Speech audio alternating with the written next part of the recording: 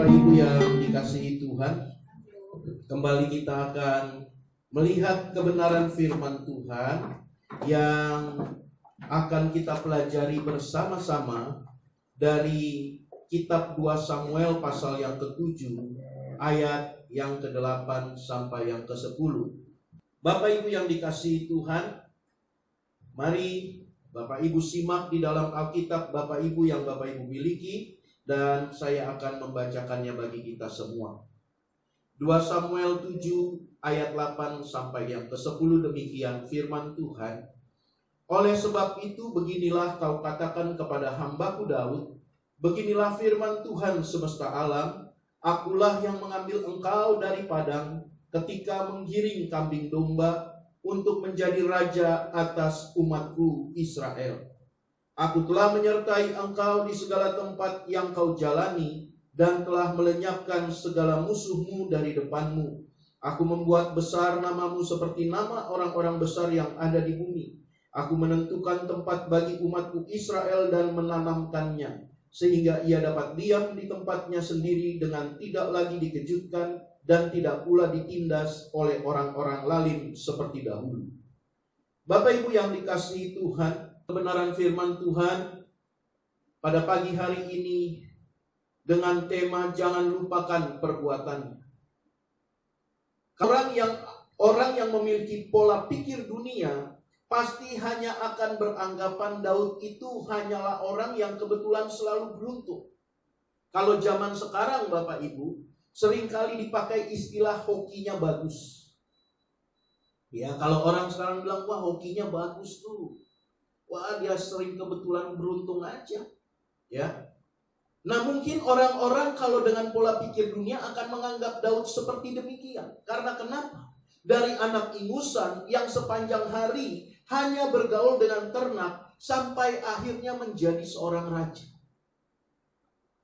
Kalau kita jadi Daud, kita pun akan terheran-heran. Kalau kita jadi Daud atau kita adalah keluarga dari Raja Daud, seperti mungkin kita adalah ayahnya atau kita adalah abang-abangnya, kita pun akan terheran-heran. Kok bisa anak yang ingusan, yang setiap hari Alkitab katakan hanya di padang rumput menggembalakan domba-domba ayahnya, sampai pada akhirnya menjadi seorang raja. Daud hanyalah menggembalakan domba-domba ayahnya. Bahkan Alkitab mengatakan bahwa yang digembalakan oleh Daud itu hanya 2-3 ekor, artinya sedikit. Jadi kalau dia sampai menjadi seorang raja, orang pasti kaget. Dan mungkin kalau orang berpola pikir dunia akan menganggap itu cuma hoki. Tetapi Bapak Ibu yang dikasihi Tuhan, kita percaya bahwa setiap kita, anak-anak Tuhan, hidup kita, masa depan kita tidak bisa ditentukan oleh apa yang dipikirkan orang tentang kita. Masa depan kita tidak bisa ditentukan oleh apa yang dikatakan orang tentang kita. Masa depan kita tidak bisa ditentukan oleh apa yang diperlakukan orang terhadap kita. Karena masa depan anak-anak Tuhan ada di tangan Tuhan. Daud bukan orang yang lupa daratan akan prestasi yang sudah diraihnya. Dia bukan orang yang lupa kacang dengan kulitnya. Dia tahu siapa yang membuat dia bisa sampai pada kedudukan menjadi seorang raja. Dia tahu siapa yang membuat dia berhasil. Dia tahu siapa yang mengangkat dia. Daud tidak pernah lupa akan hal itu. Itu sebabnya menjadi satu alasan bagi Daud kalau dia ingin melakukan sesuatu yang besar untuk Tuhan. Dia tahu bahwa yang membuat dia memiliki prestasi yang baik di mata masyarakat, di mata umat Allah Israel, yang membuat dia berhasil mengalahkan Goliat, bahkan para tentara Saul pada saat itu tidak ada yang berani untuk menghampiri Goliat, tidak ada yang berani untuk menerima tantangan Goliat, dan Daud yang akhirnya mengalahkan Goliat, dia tahu siapa yang membuat semuanya itu berhasil. Yang membuat itu berhasil adalah Elohim, Allah Abraham, Ishak, dan Yakub. Allah yang selama ini sering dipuji-puji Daud di padang gurun.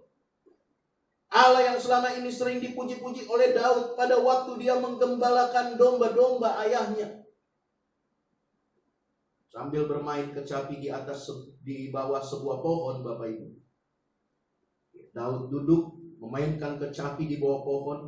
Dia mulai menciptakan banyak mazmur. Dia mulai menciptakan banyak puisi. Dan itu ditujukan untuk Tuhan yang dia percaya, untuk Tuhan yang dia sembah. Itu sebabnya dia tidak lupa kalau dia sampai pada titik di mana dia menjadi orang penting. Itu semua karena Tuhan. Dan itulah alasan yang mendasari hati Daud. Aku harus melakukan sesuatu yang besar untuk Tuhan.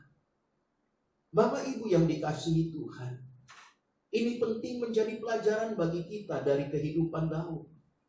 Selain kita pelajari bagaimana Daud menjadi orang yang setia kepada Tuhan, mengasihi Tuhan, tapi hal yang paling penting juga kita lihat dari kehidupan Daud, bahwa Daud tidak melupakan perbuatan-perbuatan Tuhan. Daud tidak melupakan perbuatan-perbuatan Tuhan di dalam kehidupan. Kita pelajari dari kisah hidup Daud. Orang yang tidak melupakan perbuatan Tuhan, pasti di dalam hatinya akan selalu mengalir aliran-aliran di mana dia rindu berbuat sesuatu untuk Tuhan. Coba lihat di ayat yang kedua. 2 Samuel pasal yang ke-7. Ayat yang kedua. Berkatalah raja kepada Nabi Nathan, lihatlah aku ini diam dalam rumah dari kayu aras, padahal tabut Allah diam di bawah tenda. Perhatikan kalimat yang dikatakan oleh Daud di dalam ayat yang kedua. Daud katakan bahwa dia tinggal di rumah yang bagus dari kayu aras, tapi tabut Allah diam di bawah tenda. Tabut Allah, Bapak Ibu, adalah sebuah representasi atau mewakili kehadiran Tuhan di tengah-tengah umat Tuhan. Dan ini diperintahkan Tuhan kepada Musa untuk dia membuat tabut itu sebagai bukti bagi umat Allah, sebagai bukti bagi orang-orang Israel bahwa Allah berdiam di tengah-tengah mereka. Dan Tuhan juga yang memerintahkan kepada Musa untuk membuat tabernakel atau kemah suci, di mana di situ ditempatkan tabut perjanjian. Ditempatkan tabut perjanjian di dalam satu bagian atau satu ruangan yang sudah dikhususkan, yang dikuduskan bagi Allah. Dan kemah suci itu menjadi cikal bakal dari yang sekarang kita kenal sebagai Bait Allah. Sekarang sudah tidak ada, Bapak Ibu. Bait Allah untuk akhir di zaman Herodes, sebelum dihancurkan oleh Raja Titus.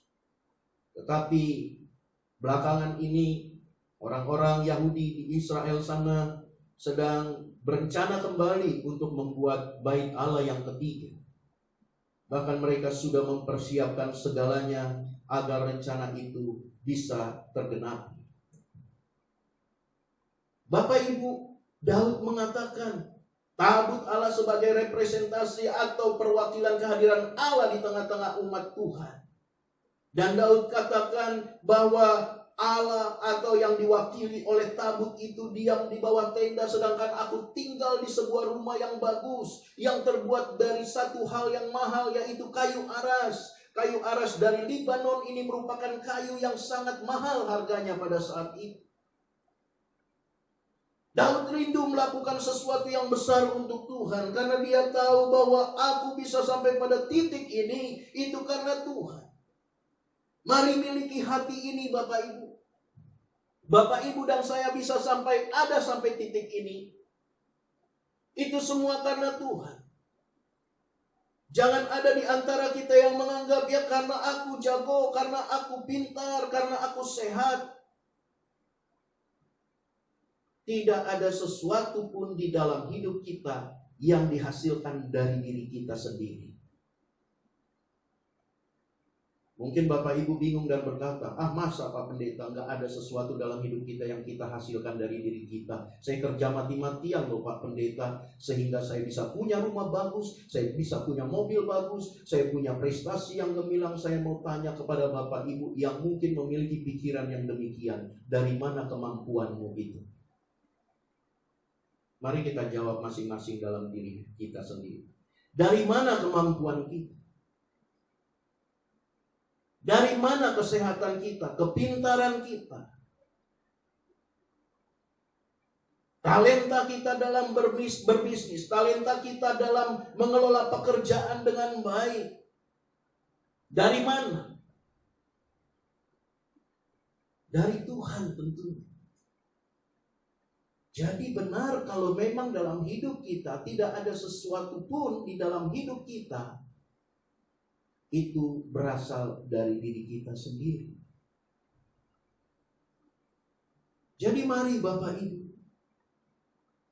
miliki hati yang seperti Daud, memiliki kerinduan untuk melakukan hal yang besar bagi Tuhan, sekalipun itu tidak bisa membalas kebaikan Tuhan di dalam kehidupan kita. Hal memiliki sikap hati seperti Daud adalah hal yang baik untuk mencoba melakukan sesuatu untuk Tuhan. Ada hal yang lebih penting ternyata yang Tuhan nyatakan kepada Bapak, Ibu, dan saya hari ini. Lebih penting dari kerinduan kita untuk melakukan sesuatu bagi pekerjaan Tuhan. Bahwa jauh lebih penting untuk kita sadari bahwa Tuhan mau untuk setiap kita tidak melupakan perbuatan-perbuatannya dalam hidup kita. Waktu Daud menyatakan kerinduannya kepada Nabi Nathan untuk dia membuat bait Allah bagi Tuhan, membuat rumah bagi Tuhan, agar Tuhan juga memiliki rumah yang dalam artian layak untuk dia berdiam di sana. Dan kerinduan Daud ini adalah kerinduan yang baik. Dan Nabi Nathan menyambut kerinduan Daud. Tetapi waktu Nabi Nathan datang kepada Tuhan dan mengatakan apa yang menjadi kerinduan Daud, ternyata jauh dari apa yang dipikirkan oleh Nabi Nathan, apa yang Tuhan jawab dan berikan kepadanya. Tuhan malah katakan kepada Nathan bahwa gak perlu, kalau dalam bahasa lebih sederhananya, Tuhan mengatakan gak perlu repot-repot. Pikirkan tempat bagiku, pikirkan rumah bagiku. Ingat saja apa yang telah kuperbuat kepada Daud. Sampaikan itu pada Daud, kata Tuhan.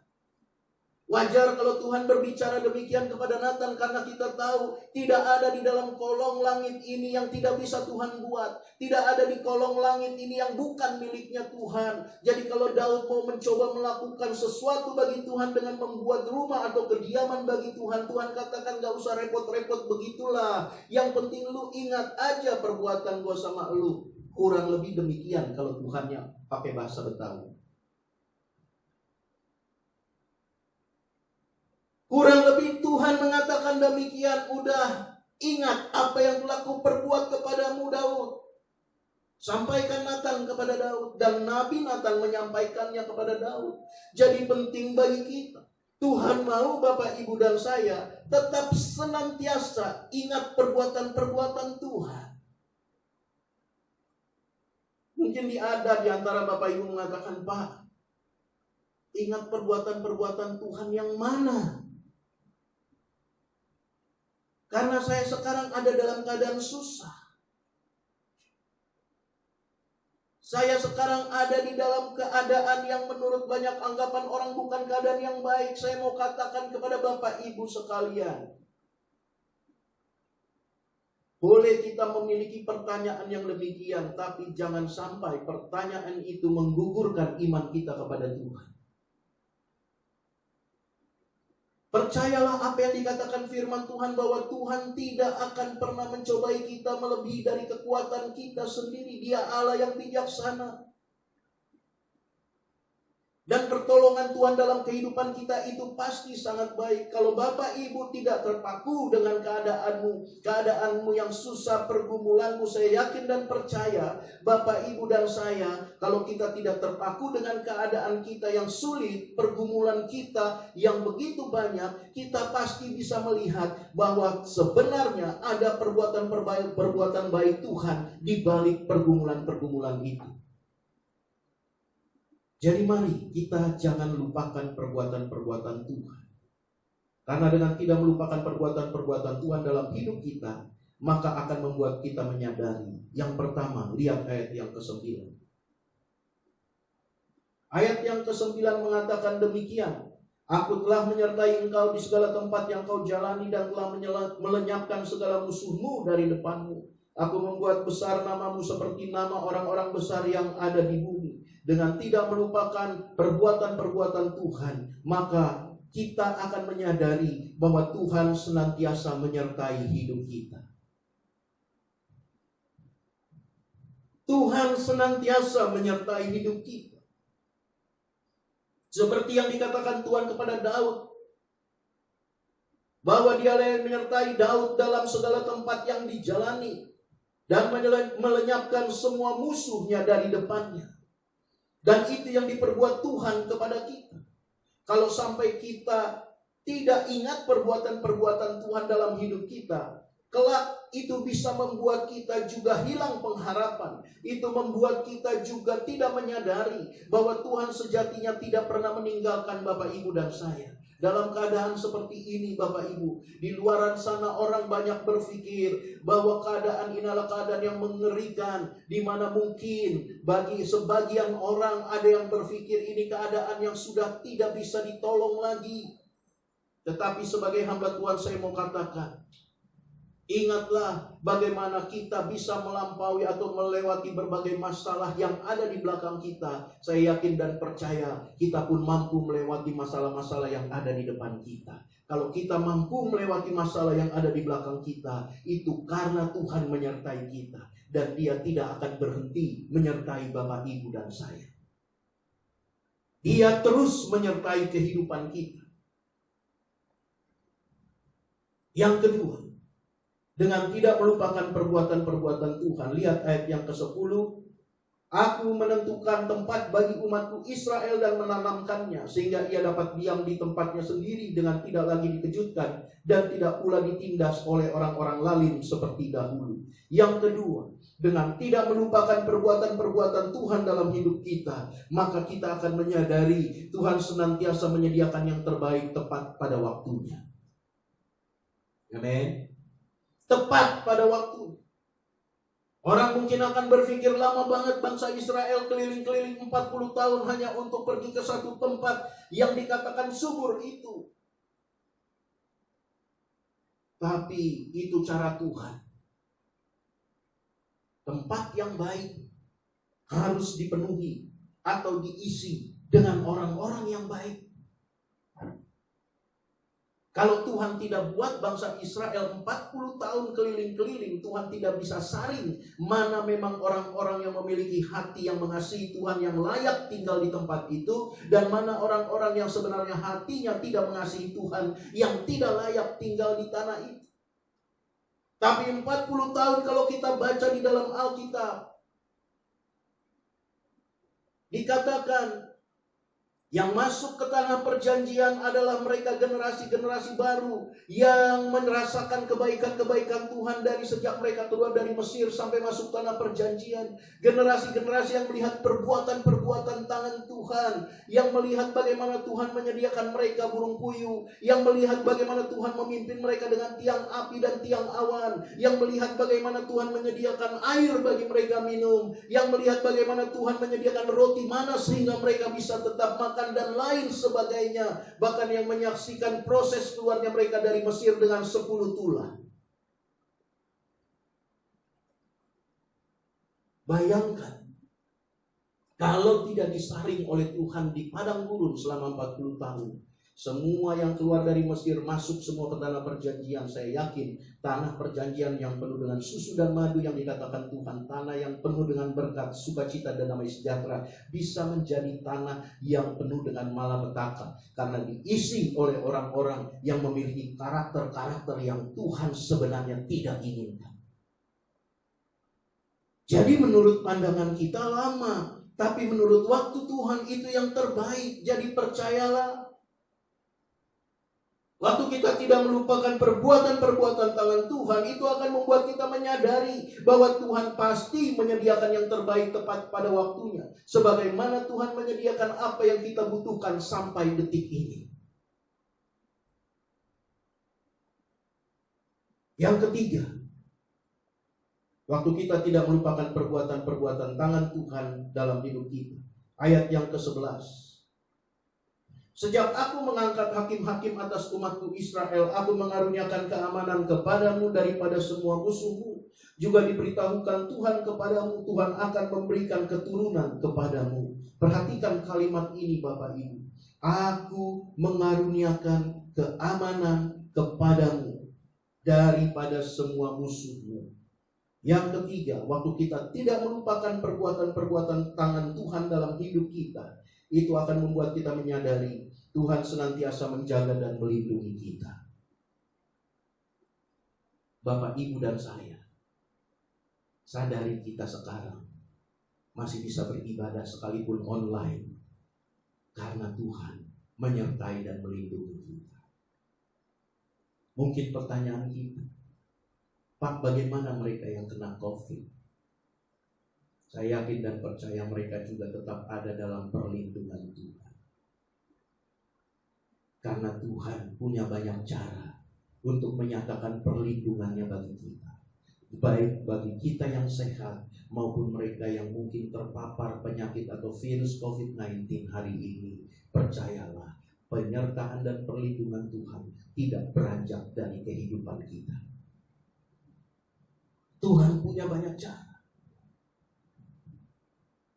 Terlalu bijaksana, jauh dari yang bisa kita pikirkan. Salah satu contoh bagaimana Tuhan punya banyak cara melindungi umatnya. Saya ingat kisah di waktu bangsa Israel berperang dengan bangsa Amalek. Dan waktu bangsa Israel hampir kalah, Tuhan perintahkan untuk Musa naik ke atas sebuah bukit. Dan di bukit itu Tuhan suruh Harun dan Hur untuk menopang tangan Musa. Waktu tangan Musa terangkat, bangsa Israel menang. Tapi saat tangan Musa kelelahan dan kalau dia turun, maka bangsa itu kalah. Itu sebabnya Harun dan Hur diperintahkan Tuhan untuk menopang tangan Musa sampai kemenangan itu dinyatakan. Itu cara Tuhan bagaimana dia menyatakan perlindungan dan pembelaannya bagi umatnya. Sekalipun sempat tangan Musa turun, artinya sempat bangsa itu mengalami kekalahan, tetapi tetap ujung-ujungnya mereka melihat bahwa Tuhan tidak meninggalkan mereka. Kalaupun Tuhan izinkan ada orang-orang yang kita kasihi terpapar COVID-19, jangan langsung berprasangka buruk kepada Tuhan. Ada hal yang baik yang tetap Tuhan kerjakan di dalam kehidupan mereka. Tetap kita harus percaya Tuhan senantiasa menjaga dan melindungi kita dengan caranya.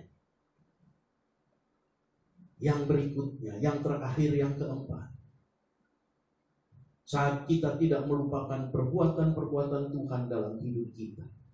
Lihat ayat yang ke-16 dari 2 Samuel pasal 7 ayat yang ke-16. Keluarga dan kerajaanmu akan kokoh untuk selama-lamanya di hadapanku. Tahtamu akan kokoh untuk selama-lamanya. Kalau kita tidak melupakan perbuatan-perbuatan Tuhan di dalam kehidupan kita, itu juga akan membuat kita menyadari bahwa Tuhan yang tidak berubah itu juga akan senantiasa melakukannya bagi keluarga kita. Kalau kita sendiri, Bapak Ibu, senantiasa disertai Tuhan, senantiasa disediakan yang terbaik tepat pada waktunya, senantiasa dijaga dan dilindungi Tuhan, percayalah Dia Tuhan yang tidak pernah memandang bulu. Alkitab mengatakan Dia Tuhan yang tidak pernah memandang bulu bagi semua anak-anaknya. Kalau itu diperbuat bagi Bapak, Ibu, dan saya, begitupun bagi keluarga kita. Keluarga kita senantiasa ada di dalam perbuatan-perbuatan tangan Tuhan yang besar, yang akan membuat kita kagum, yang akan membuat kita sungguh-sungguh menyadari bahwa Tuhan yang kita puja dan kita sembah, Dia adalah Tuhan yang luar biasa dan mengasihi kita.